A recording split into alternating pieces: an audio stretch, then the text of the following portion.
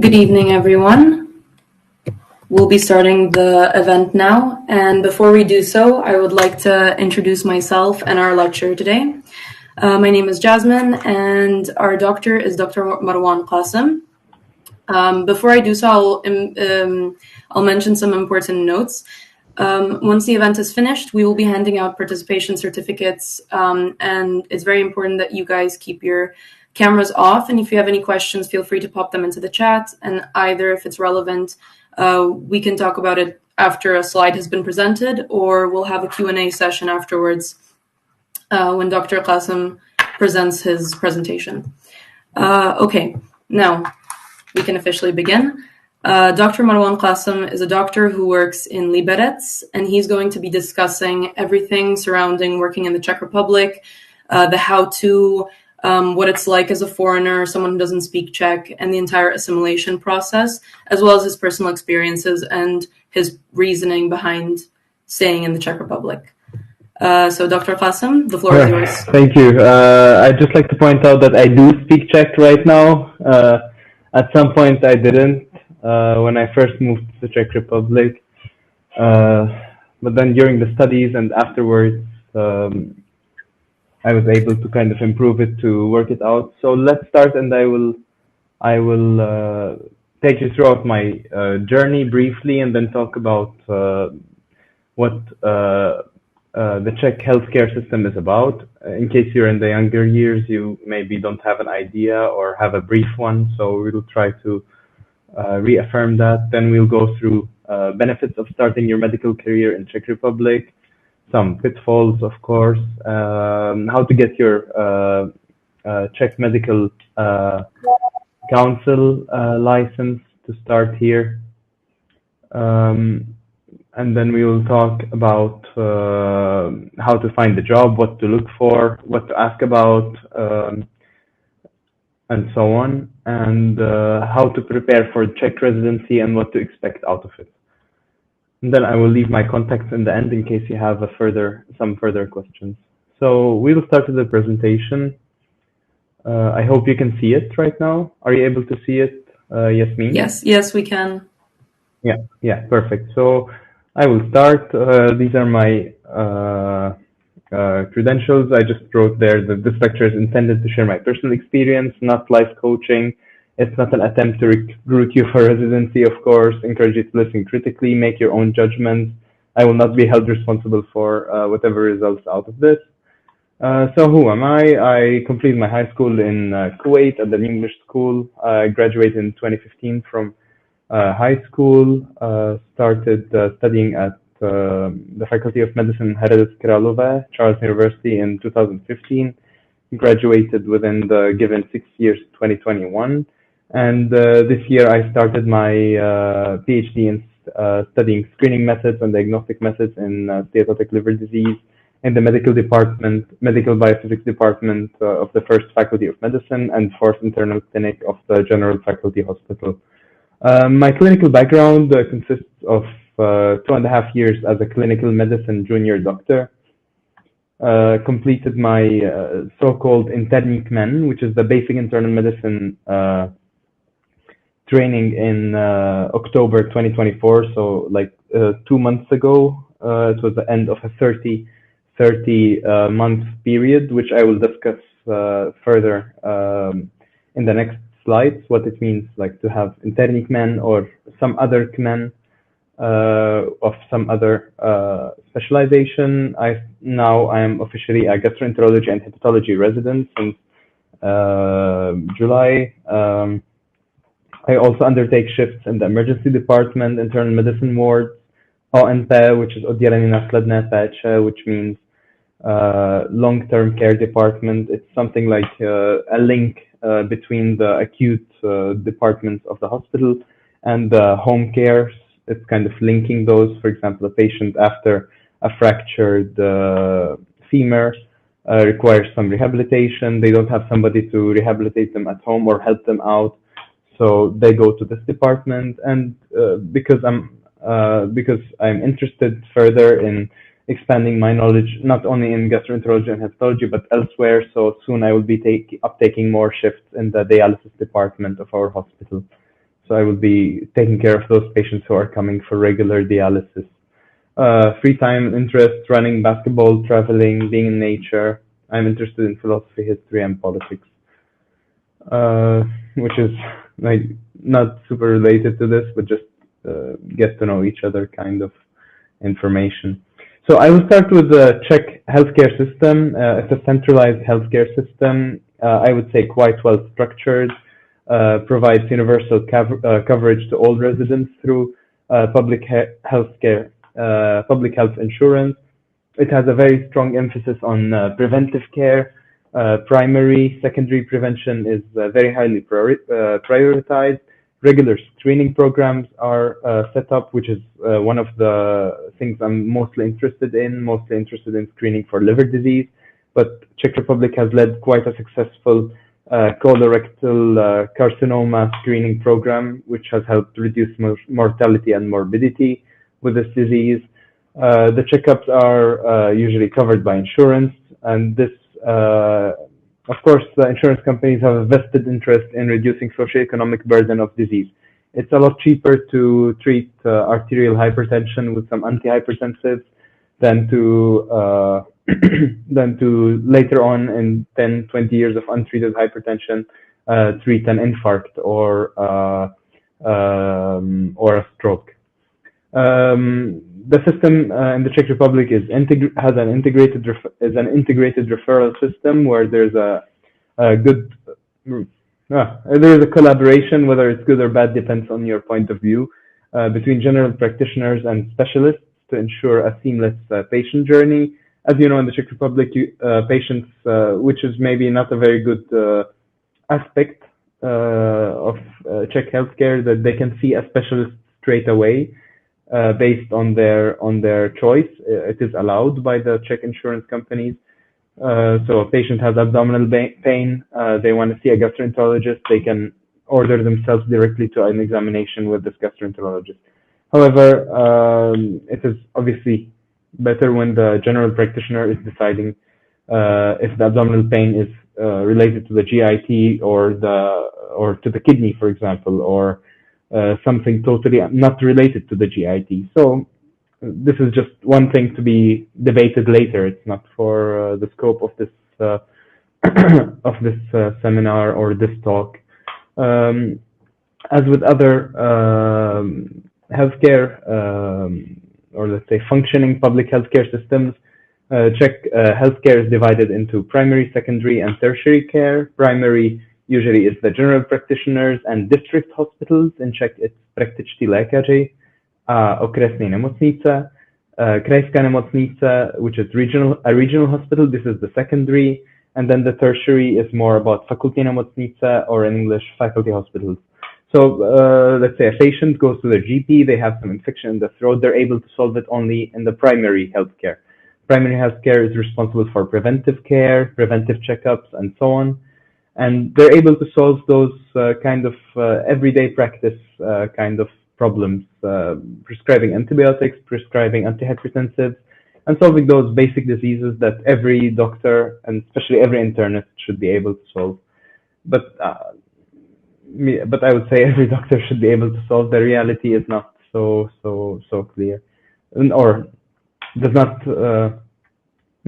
Like sometimes when you have a system that allows you to specialize since the beginning in something, for example, urology, you tend to ignore other important basic things like correcting antihypertensive medications or correcting anticoagulation for a patient and so on. But there's always, especially in a slightly bigger hospital, like a secondary care hospital, like a regional hospital, to phone up an internist such as myself, who will fix all the medications and help you with correcting those patients' medications. However, it's also good to know for yourself. And so in the secondary care, usually like a regional hospital, there's the more complex operations, more risky patients. There is the so-called cardiocentrum, which is a cardiovascular center responsible for catheterization, responsible for more complicated operations on risky patients, and more specialized care towards the patient. Also, in the secondary ones, there's the so-called Traumatcentrum, which is a center specialized in traumatological cases, especially polytrauma, and simply more demanding patients or more critical care. Faculty hospitals are usually for rare diseases, for very complicated patients who require simply the highly specialized equipment and expertise, which can only be found in faculty hospitals, which are distributed all over the Czech Republic. And there's usually a very clear pathway on how to escalate this kind of care. So the doctor from Okresní nemocnice would, according to their expertise, either directly communicate with the tertiary healthcare facility or a secondary one, depending on the patient's needs, and work up from there. One more thing about Czech healthcare system, this seems to be, at least for me, to be all over the Czech Republic. So working hours start at 7 a.m., they end at 3:30 in the afternoon or 15:30 in this 24-hour format. This includes 30-minute pause for lunch. So this is, from what I have seen, is how it actually works. Other countries like the UK, depends of course on your contract, but a lot of the jobs have this 12-hour shifts where for 4 days you have 12-hour night shifts, starting at 8 p.m. for example, ending at 8 a.m. the next day, and then the next week you have 4 or 3 or 5 morning shifts or day shifts from 8 a.m. till 8 p.m., which I think it's not for me because it's very demanding to switch your sleeping patterns and just to switch around your sleeping patterns can be very demanding. But it depends on the person, what they prefer, what they want. Furthermore, night shifts on the ward usually continue from 15:30 until the next day in the morning. So you're usually there for 24 hours, and it's limited to 24 hours since 1st of January 2024, because they don't want doctors to be there for longer than 24 hours, as it's not safe for the doctor or for the patients. So this is good that there is some move towards regulating working hours and to have a better work-life balance. So some benefits of starting your medical career in the Czech Republic: there is international recognition, Czech medical qualifications, i.e. attestace, which is the Czech word for specialization, are globally recognized, which allows for career mobility, intra-European Union recognition of specialization qualifications. So this means if I decide after specializing that I want to move to Germany, the move is not as hard as if I had specialized outside the EU. So as a specialized gastroenterologist and hepatologist, I would have to learn German, pass those local exams, and then the move would be a lot easier. Had I wanted, of course, to move. There's, as in my case, opportunity to participate in postgraduate study and research. There is a lot of PhD programs, which can be full-time or part-time. There's a lot of grants and funding opportunities, a lot of grants to fund your research, and also a lot of grants to send you abroad to complete international internships or fellowships abroad. So in this sense, I think Czech Republic is very great, especially because they have access to EU funding and as well as local society funding. So conferences and workshops, I think there's a lot of specialized conferences and workshops in the Czech Republic, from cardiology to diabetology, endocrinology, to very specific themes, such as, for example, a conference for transient elastography, which is a specialized method in gastroenterology that's used to evaluate liver stiffness and liver steatosis, so elasticity and steatosis of the liver. And it's a very specific topic that even has its own conference once a year. People from this field who are interested in it either want to learn or want to participate by lecturing can go there, get together, make connections with other people who are interested in this field, later connect and do research together, or um, expand their possibilities in this field. I think conferences are a great possibility for this, and Czech Republic has a lot of them. And usually, a lot of the hospitals can even, uh, excuse me, a lot of the hospitals, depending on how, also departments, depends on the department you're in the specific hospital, they can send you abroad for specialized conferences.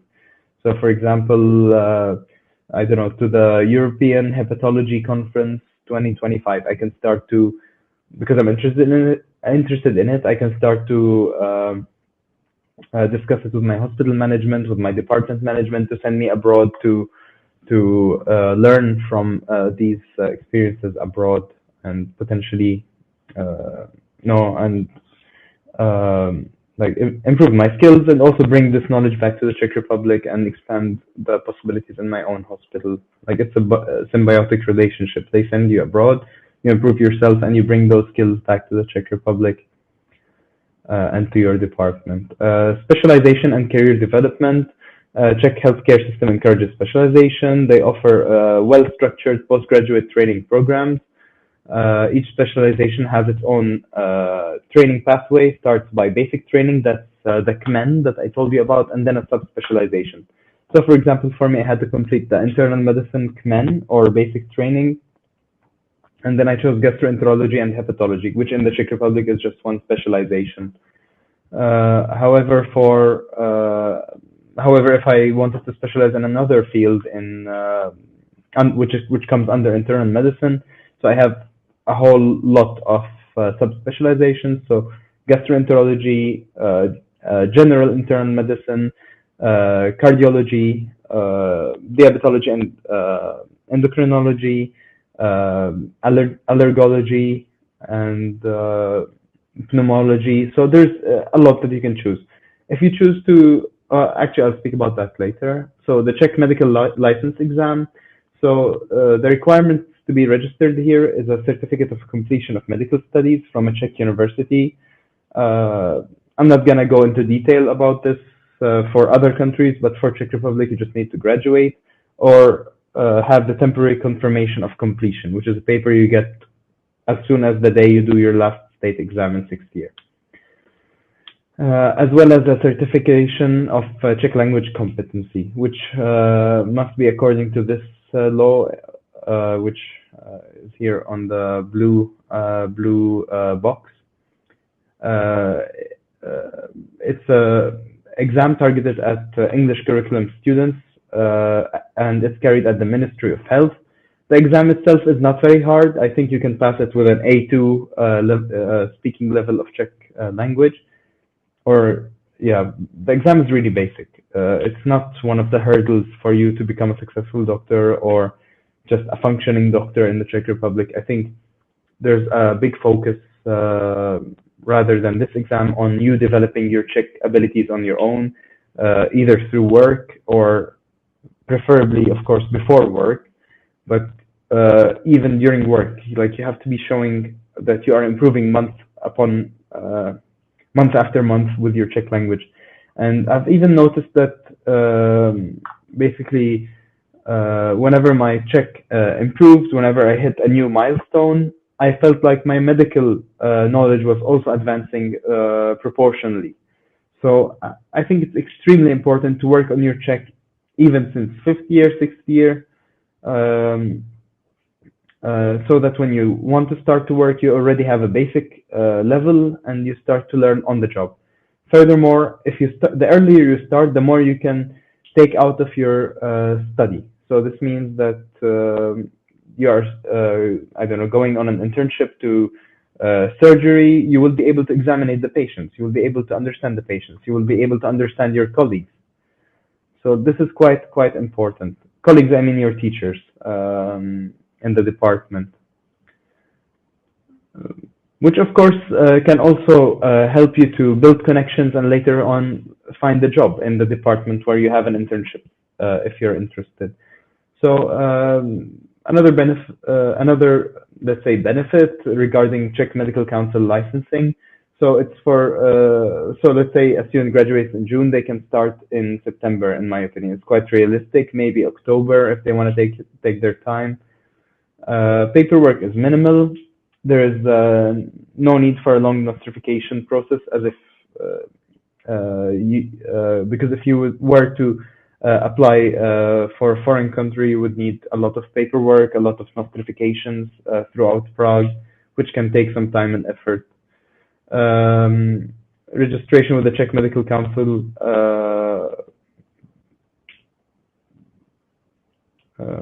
Yeah, so this is what I was just talking about. Human resources at each hospital can usually help you with this process.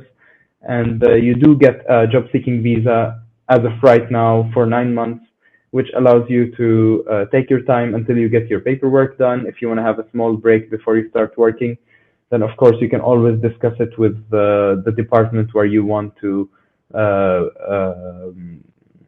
start working. So finding a job, where to look. This was a problem for me because I was looking in the wrong places all the time before.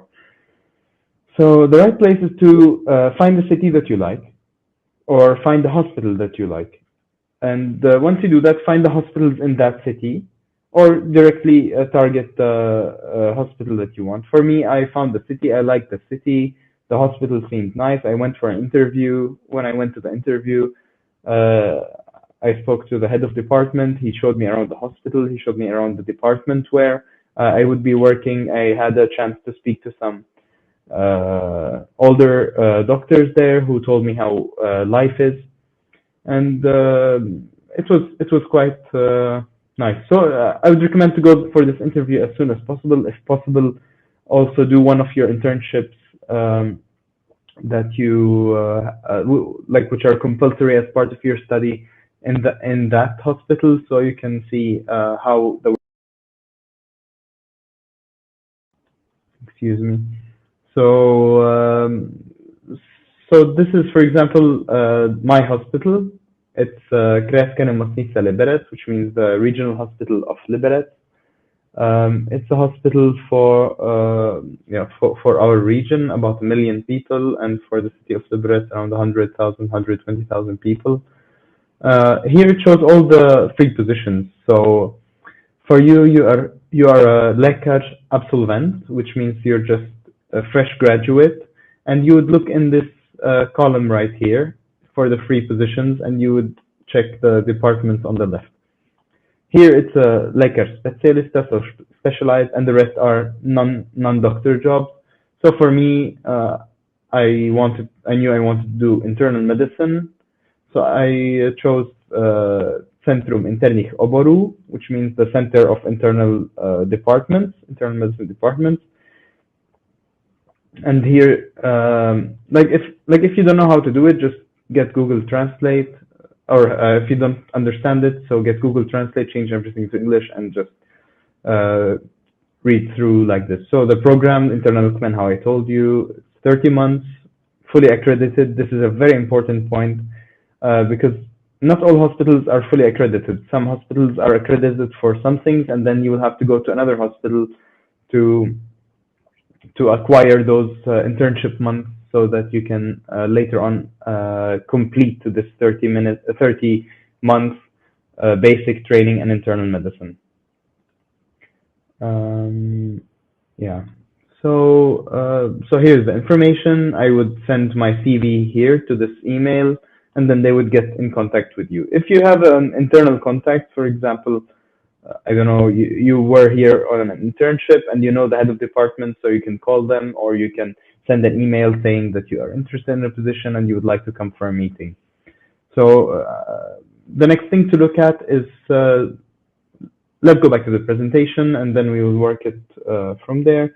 Find the hospital where you would like to work, locate the careers section in the website, and find open positions. If an open position is not available for your selected specialization, you can still find a way. It means that, let's say I go to, for example, gastroenterology. There is no position for fresh graduates in gastroenterology, but I was there on an internship. I spoke to the head of department, and I like it there.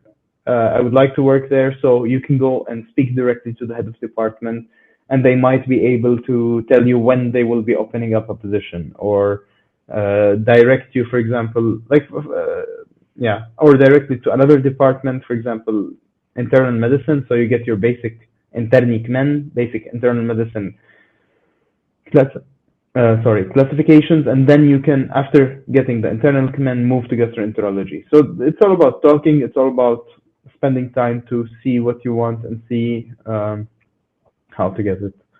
What to look for in the job. So the working hours, kinds of contract. So contract. So either full time or reduced working hours position. You can even discuss the pay, which I think is a good idea. So you can expect how much you're getting paid, plan your life. It's not a rude question, in my opinion, to ask. Benefits. So there's the multi-sport, which gives you access to a lot of gyms and climbing walls and so on. Canteen discounts, holiday days per year. It's usually 25 days or 5 weeks in the Czech Republic. Sign-up bonus. A lot of hospitals, especially the understaffed ones, can give you some bonus when you sign up and stay for a year. So you get it in the beginning, but under the condition that you will stay there for at least a year. Sometimes you can get even some housing support or some free months in the hospital accommodation. So another thing to look at is if the selected department is well staffed. If the department is not well staffed, it means you're gonna be working for many hours unpaid after work. It means you're gonna have a lot more patients to care for than you are able to. It means that very quickly you will get to be more and more independent. And if it's not well staffed, so ask if there's some compensation for the fact that you are working on a so-called understaffed department. Usually there is. So like this is kind of a good thing and a bad thing when it's understaffed. So if it's severely understaffed, it's always bad. But if it's like mildly overstaffed, it's good because you can learn faster. You can get to do more stuff sooner, and so on. Clinic organization and leadership, center accreditation, we already spoke about this. And also you should ask if you will have a chance to go on the internships in time and finish in actually 30 months and not have to drag it to 36 months or longer. So it means rotations, internships, pre-specialization courses. There's 5 courses you have to do in the Ministry of Health or its affiliated partners or in a faculty. I'm not going to go into details what those courses are, but there's 5 of them. 2 of them you have to do in person. 3 of them can be online. So you have to ask the department if they will support you to pay for those courses or not. For example, my hospital paid for the courses and paid for housing in Prague when I had to go for these courses. So this is very important to discuss because the courses are not cheap. I think one of them costs 12,000, the others cost 4,000 each, and then with accommodation it can reach 50,000-60,000 crowns, which it's better obviously if the hospital can pay. Job flexibility and mobility. Of course, if you take a sign-up bonus, so you will have in the contract in the beginning some limitations, so you're not so flexible unless you want to return the money that they paid you, or you will have to anyway, whether you want it or not. And usually you have a 3-month trial period where you can be fired without a reason, which I think it's everywhere in the world. Like you promise something, you don't deliver when you start working, although it's very hard to get fired, but some people can manage to. Then it's followed by a 1-year contract, so you complete your first year, and then you get an indefinite contract, usually after 1 year, if they like you and you do your job as it should be. So how to prepare for Czech residency as a student? Czech language competency is essential. Czech ministry exam, as I told you, is easy. You need a way higher level to learn faster on the job. For me, I enjoyed having a very great private tutor. If you want, I can give you his contact. I don't think he's taking new students right now, but you can try it. Or of course, group learning. So two or three of you are interested in learning Czech, so you can make a small group or join a bigger group, like 20, 30 people in one of those Czech teaching centers. Learn by assimilation, of course. Start speaking Czech in bars, cafes, during sport activities. Just really try. You will make mistakes. Don't be shy. Don't be embarrassed. Nobody is born speaking a foreign language, so you have to start somewhere. It's normal. Everybody expects it. Be oriented. You should avoid faux pas or faux pas situations where you think you're saying something, doing something, thinking it's normal, and in reality, it's not normal. It's not accepted in the local settings and local culture and traditions. So it's good to orientate yourself to Czech culture and traditions. And I do understand that you're living here 6 years, so by the time you graduate, and you should be able to do that. But I feel with the way that the programs are set up separately, so you don't get a good chance to actually meet Czech people, especially if you're living in Prague. There's a lot of foreigners, a lot of like even when you go out for the night, you're usually meeting foreign students or tourists who are there for a visit. So I think it's like important to assimilate or to meet more and more Czech people, which the language will help with. I think it's all leading to one another. Of course, learn your way around the hospital to get the most out of your residency time, and it's not as easy as it sounds. So to orientate yourself in the hospital, again, you need the language. You need to understand. Okay, so this patient is acutely bad. I need to call this department. I need to do that. I need to do this. I need to explain well this acutely worsening patient on my ward, how they look like, what's the reason they're there, how did they worsen, are they unstable, how fast do I need the resuscitation team or the consult to come and have a look at the patient. So it's all very important. Like this is very, very, very important. And I feel as students who learned in English that we have a lacking in this. So make a clear plan. You know when you will be starting. So basic training in the selected field. So far I spoke about internal medicine. There's of course a lot of these CMENs. Excuse me. And one of them, for example, is for urology, cardiothoracic surgery, general surgery, and so on and so on. So you need to know which one of those you need, how long it is, and how to plan with your life plan, because not everything is about the specialization. You're also living here. You want to take care of other things. Let's say you're thinking about when to have kids or when to have a family.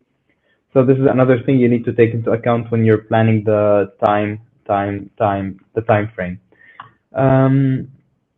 After you finish the CMEN, then it will be the time to choose which specialization you want, which is called attestace in Czech.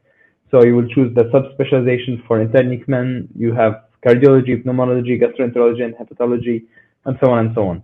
There's some CMENI, like CMENs, let's say, or basic training courses like urology. It's clear that you will afterwards go to urology.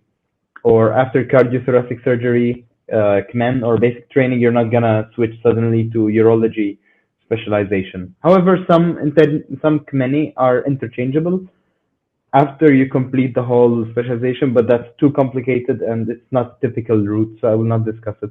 But just think about this, like where you want to get, how you will do it, kind of thing. And if you want to do PhD in research, so ask in the beginning of the sleep possibility at the chosen department, or if it's compulsory. Some departments want you to do a PhD, and without it you cannot join the team, or they will try to kind of impose it on you. So ask about this in the beginning. Make sure it's possible if you really want it. For example, for me, I asked in the beginning. I took my time to learn the basic internal medicine skills that you need to survive as an internal medicine doctor, and I started my PhD after about 2.5 years of training, after finishing my CMEN examination, and only once I moved completely to the gastroenterology and hepatology department, which I think it's a good idea not to start all the way in the beginning of your specialization journey. So this is all. Thank you for your attention. You have my contacts here in case you want to ask something, preferably on the email, or if you want to try the number, so on WhatsApp. So that's all. I'll hand it over to Yasmin in case you would like to ask some questions, or if somebody from the crowd would like to ask a question. Okay, thank you very much, Dr. Qasim. If anyone has any questions, feel free to pop them into the chat and we'll include them. I think I have perhaps some questions that the audience might be interested in. And you mentioned that you started in a regional hospital, if I understood correctly. Yeah. So why did you decide on a regional instead of faculty hospitals? Since a lot of students have access to faculty hospitals, and we work there when we study during the 6 years. So what was your thought process or like choice of reasoning? Like my choice came from the fact that I wanted to work in a slightly smaller hospital than in a faculty hospital. I wanted to have my let's say my pace to learn, my own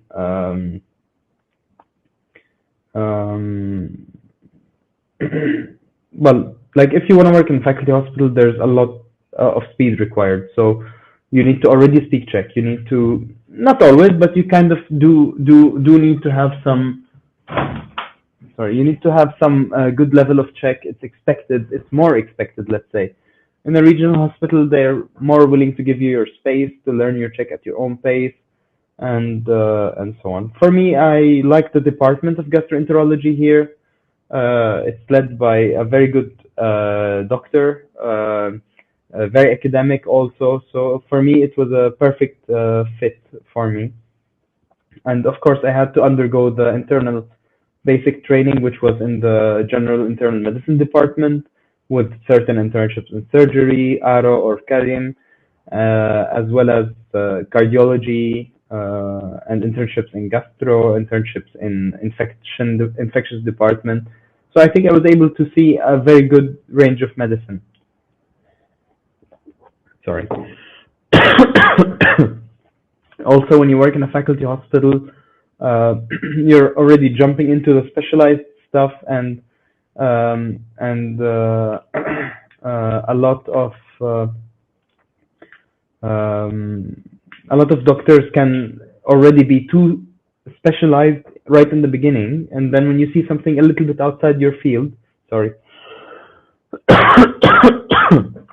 you don't know how to deal with the patient. So it's good to start in a slightly smaller hospital and then move, in my opinion. However, for some people, faculty hospital is great. It's and for even for some specializations, it's not possible to start other than in a faculty hospital, or the positions are limited, like cardiothoracic surgery or neurosurgery, which in Liberec we do have a neurosurgery department, quite a good one, but it's one of the very few cases where it's outside the faculty hospitals. So there's a lot of reasons, honestly, but I must say it was more like a leap of faith. But I felt it was a good place, just a gut feeling, and when I moved here, I was quite happy with my choice. We also have 2 questions from the audience. Are you able to access them, or would you like me to read them out?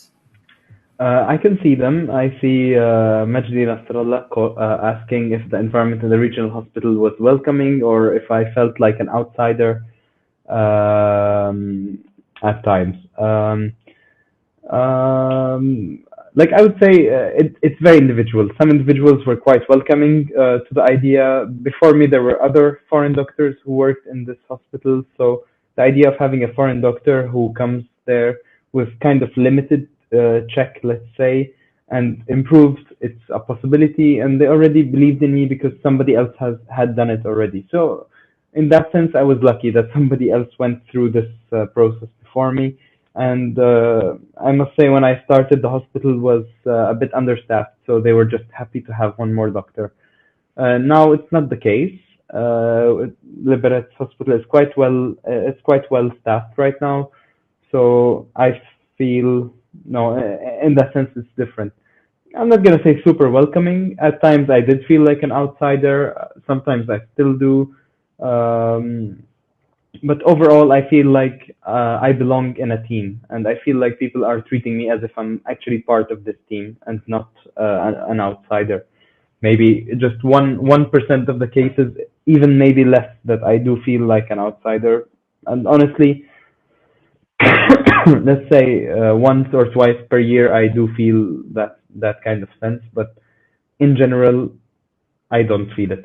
But this is my experience in my hospital. So in another hospital, it could be a toxic work environment, more close-minded people, not willing to accept it for you who you are or for your limitations and your good sides. Sorry. Um, so it really depends on the department, but this can be anywhere in the world, even in your home country once you graduate. Um so, as somebody who graduated outside of your home country, so and I have seen this in a couple of cases. So yeah, There's also another I hope question. that answered your question, Majdi. The next question is from Muaz Muhammad. Wait.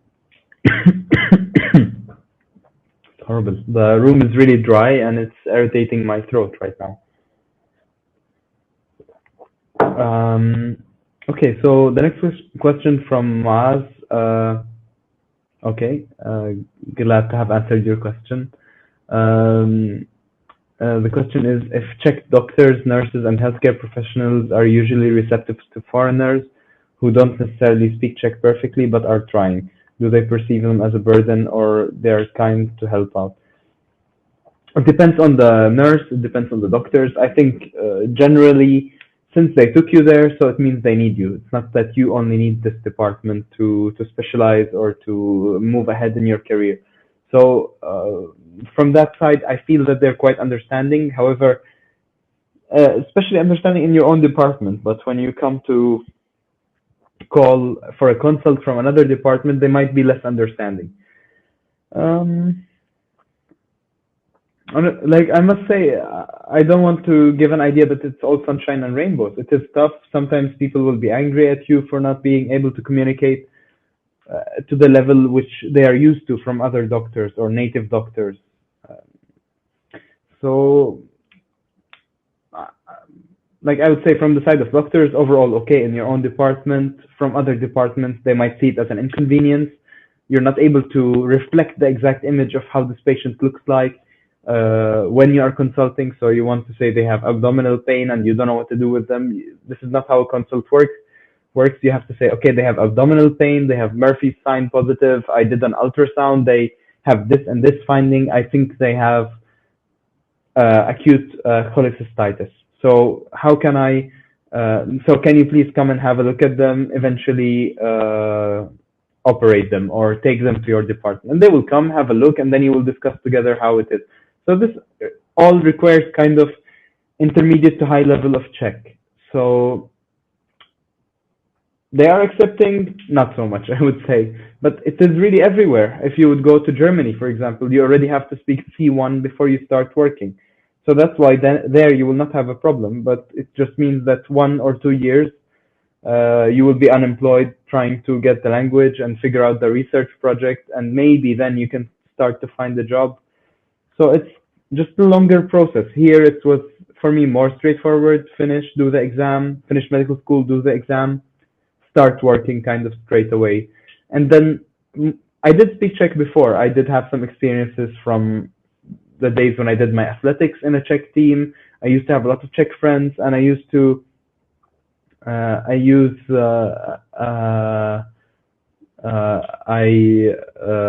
then I had the private teacher, and then I started working. So that really helped in that sense.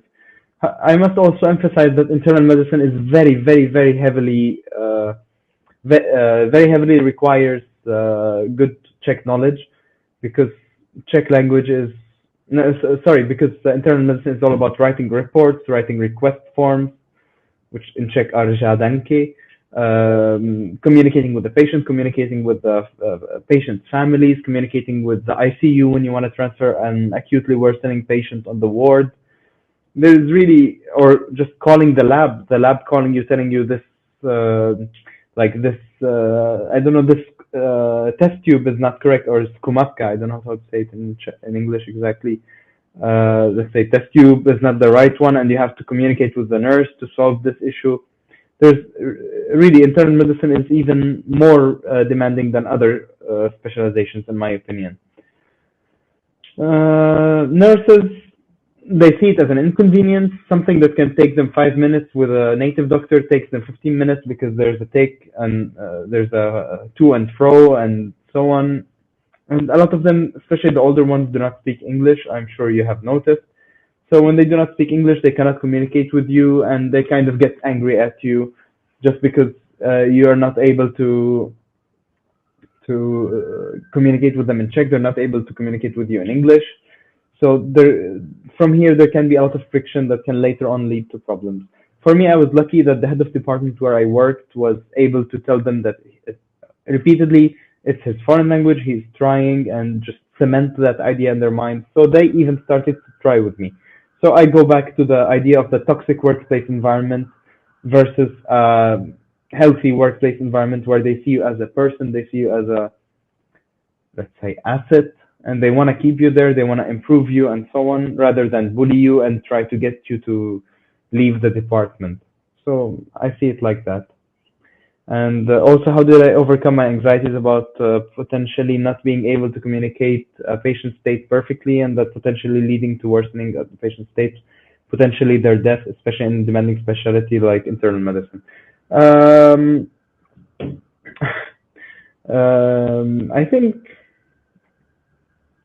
yeah, like honestly, when I first started picking up the phone and calling, it was a very traumatizing experience, like thinking about it now. Expecting that they will be angry that you're not communicating your ideas well, that you are not conducting the idea well, it kind of gave me some feeling of anxiety. I agree with you. And also regarding potentially leading to worsening of the patient state and death, and not being able to communicate a patient state perfectly. I think even a person who speaks Czech sometimes has limitations in communicating a patient state perfectly. You just have it worse. And if they can like get away with it, let's say, or somehow manage it, so I don't think you should have the anxiety. You're still at work, you're doing work, and you're working under supervision. So when you don't know, there's always a very good system where you can escalate to the next doctor who is older than you. So, for example, somebody who's halfway through their specialization or a year older than you, or your head of department, depending on how acute the matter is.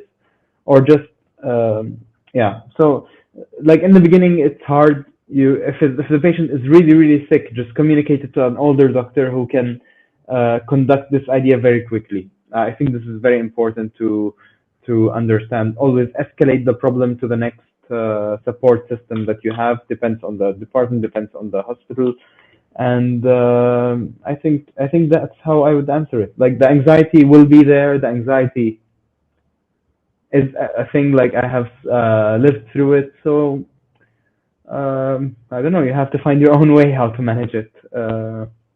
Yoga might help, or I don't know. But this is very good question. It's like really realistic. And how did I practice my Czech? Did you attend language school, or did you use less traditional methods? I'm not really sure what you mean by less traditional methods. I didn't go to a language school. I had my own private tutor. Maybe less traditional was like learning by assimilation from people I know, from people in my surroundings. As I said, I did athletics before. I was quite a social butterfly, so that also helped me to break through the anxiety of speaking Czech. So I think that's how I did it. Like, unfortunately, there was not any Czech schools in Hradec, or there were, but not what I was exactly looking for. This Czech language teacher who I had was experienced in teaching medical students who aspired to work in the Czech Republic. So he was very experienced, just very experienced in teaching medical check also. So that was really, really great. So from me, that's my answer. If there's any more questions, so fire away, and I will try to answer it. In the meantime, just we'll give a little bit of time if anyone has any last questions.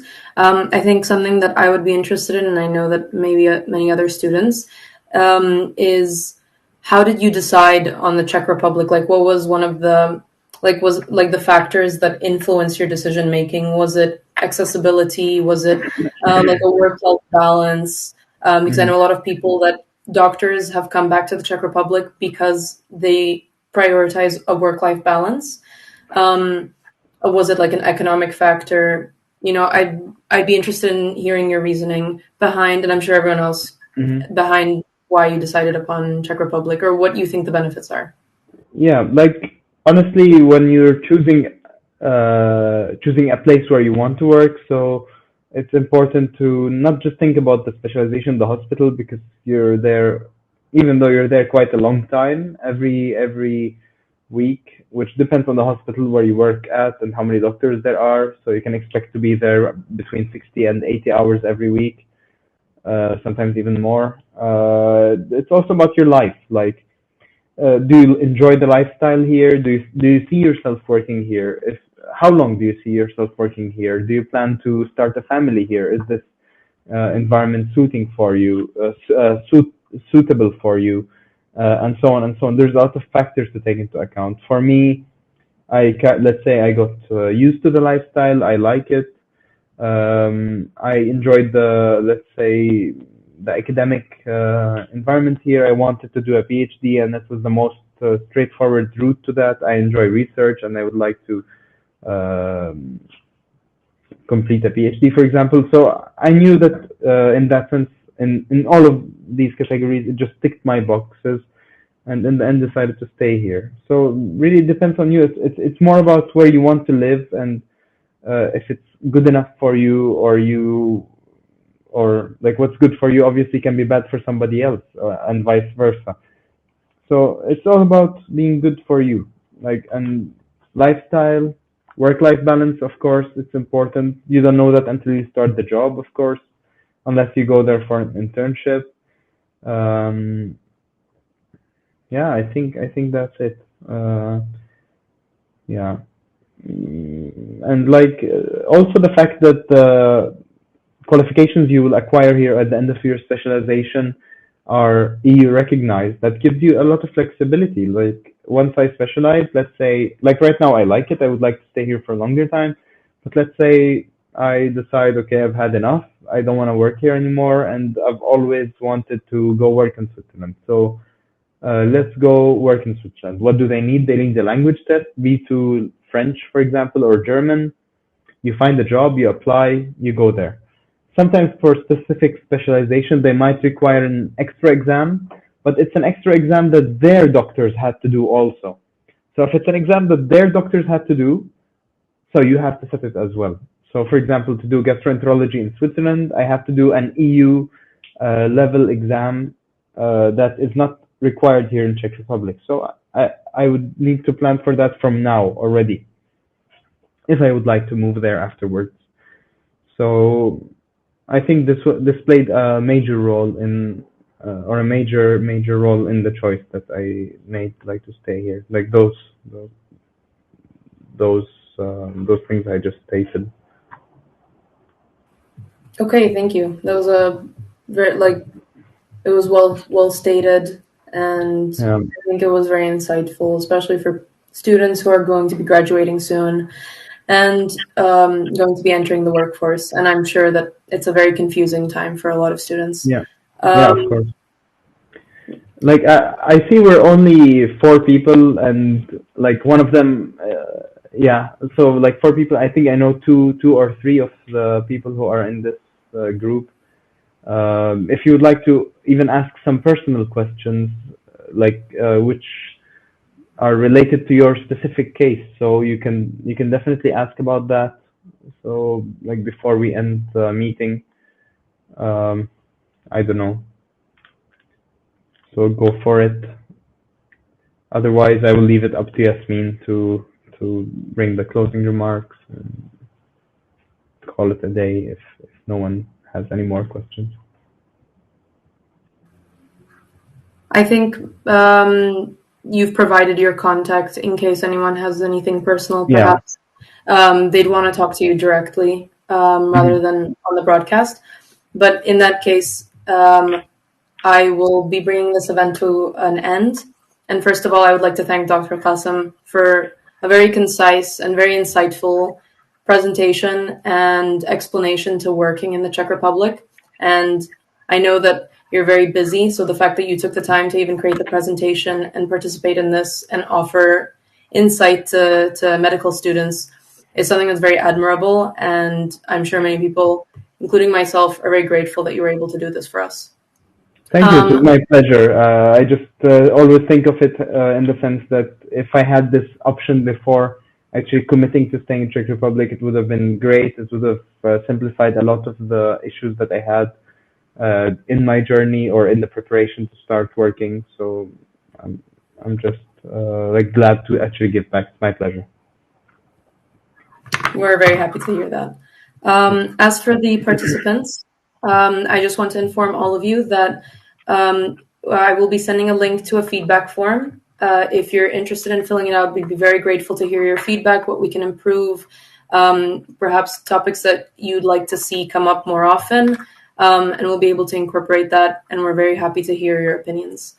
Once again, thank you, Dr. Qasim, for all of your hard work and your willingness to participate. And if there aren't any closing remarks, then I think this brings the event to an end. Okay. Nice to see you. Have a good day. Thank you very much. Have a good evening, everyone.